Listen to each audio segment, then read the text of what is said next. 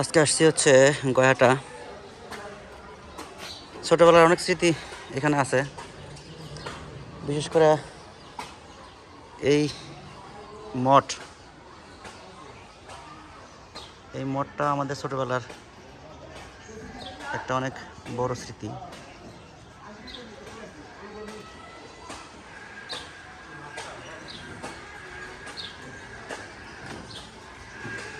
এই মঠটা 160 বছর আগে এক হিন্দু জমিদার তৈরি করেছিলেন। এটা আসলে উপরে যে মাথাটা ভাঙা দেখা যায়, এই মাথাটা আরও প্রায় 30 থেকে 40 মিটার উঁচু ছিল। এটা হচ্ছে ভূমিকম্পে ভেঙে যায় আরও প্রায় 50 বছর আগে।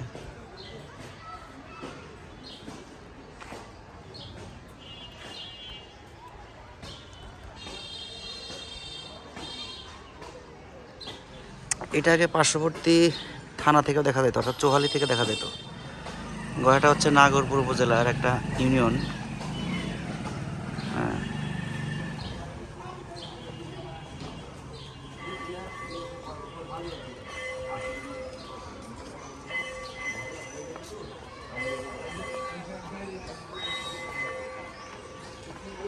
এটা হচ্ছে উদয়তারা উচ্চ বিদ্যালয়।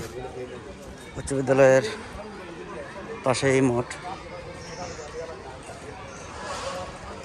যদি দূর থেকে দেখায় তাহলে উচ্চ বিদ্যালয়ের বয়স প্রায় 150 বছরই, 1879।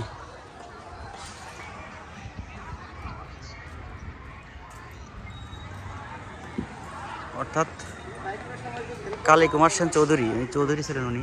এই উচ্চ বিদ্যালয়টি প্রতিষ্ঠিত করেন। তার পাশে এই মঠটি। এই মঠটির উচ্চতা অনেক, আসলে এটা পরিমাপ করে বোঝানো যাবে না, ক্যামেরায় হয়তো ছোট লাগতেছে। আমরা আগে চৌহালি থেকে পার্শ্ববর্তী উপজেলা থেকে এটা দেখা যেত। হ্যাঁ, যদি এটা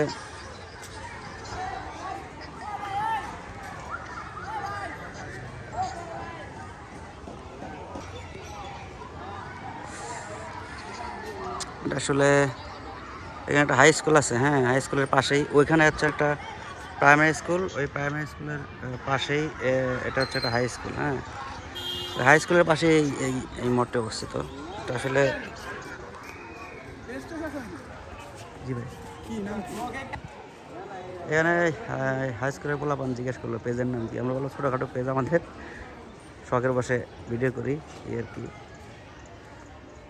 তো এখানে আসলে তো এই মঠটার স্মৃতি আসলে অনেক। হ্যাঁ, এই মঠটার স্মৃতি অনেক। আসসালামু আলাইকুম। এই তো গয়াটা না, আসতেছি। এই যে মামারা দুধ কিনতে আসছিল, তো ভাবলাম যে এখানে পাই কিনা। আচ্ছা আচ্ছা, আসতেছি। তো এই মঠটা আসলে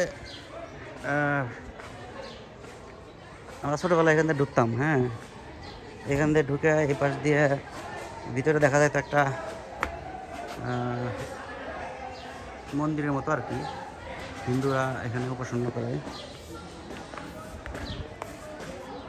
তো সেই হিসাবে এটা যদি কারো কাজ দেখেন, হ্যাঁ, 150 বছর আগে বা 160 বছর আগে এদের যে কারো কাজ ছিল, হ্যাঁ, এই কারো কাজটা আসলে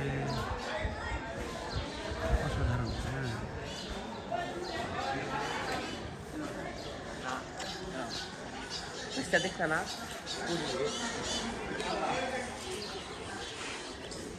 আমরা ছোটোবেলায় বাজার আসতাম। আমি নানাবাড়ি থেকে পড়াশোনা করছি। তো বাজার আসলে এই মঠের এখান দিয়ে বিকালে যা কিছু করে এখানে এসে বসে থাকতাম। তো ঐতিহাসিক মঠ।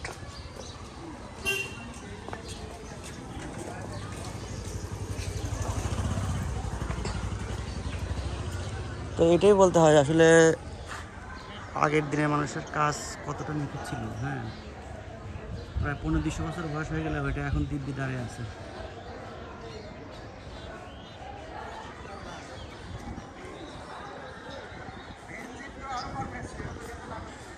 আরও 100 বছর 150 বছর যাবে, এটা নিশ্চিতভাবে না বলা গেলেও।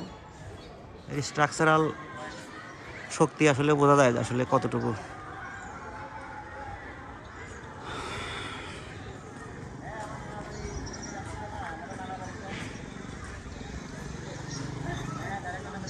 নানা বাড়িতে বেড়াতে আসছিলাম, ভাবলাম যে স্মৃতি হিসাবে একটু রেখে দিই, এই জন্য আসলে এখানে আসা।